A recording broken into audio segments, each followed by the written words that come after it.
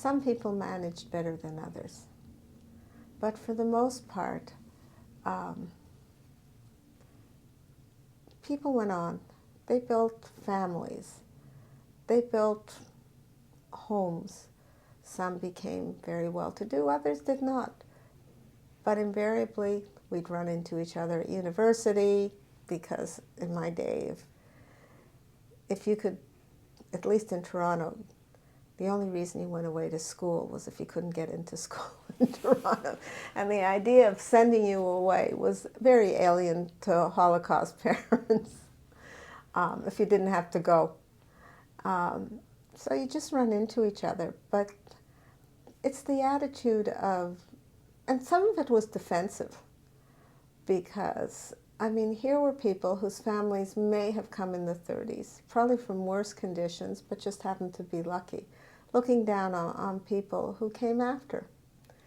And it wasn't really a lot of, not a lot, a number of Holocaust survivors became prominent developers in Toronto. And it wasn't until the Holocaust survivors made money that the community looked to them. I mean, the Landsmannschaften always did the UJA donations and the things, and there'd be a luncheon, but it was never, they were never seen as important, because they were the greenies. There's the Grüne and the Gele. The Gele came before the war, so they had. But it wasn't until their kids, who had gone to university, had become lawyers, had become all kinds of things, started to be welcomed into the community hierarchies, that the Holocaust survivors were appreciated in any way. In 1964, in Toronto, there was a neo-Nazi named Beatty, and I was in high school at the time, and they were going to have a big rally in one of the downtown parks.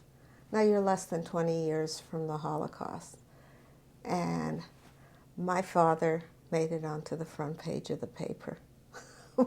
My mother was appalled, the rest of the community was appalled, because a bunch of greenies went down to fight back and to drive them out of the park. You know, we didn't have, Canada doesn't have all this free speech amendment thing, but they still, I don't think it would be permitted here. It's like the Klan marching in Skokie kind of thing.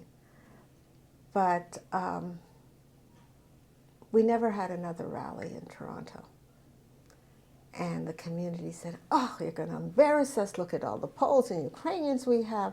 And it wasn't like a Polish-Ukrainian thing. It was a neo-Nazi kind of thing. Don't make waves. Well, that was what the community had done during the war, you know, in an era of none is too many. You know, it was only a group of hysterical Orthodox rabbis whom the community was looking to run away from, who had raised any fuss. But after that, it wasn't another rally. But they were not going to and then they started to make their voices known. We're not going to let this happen again.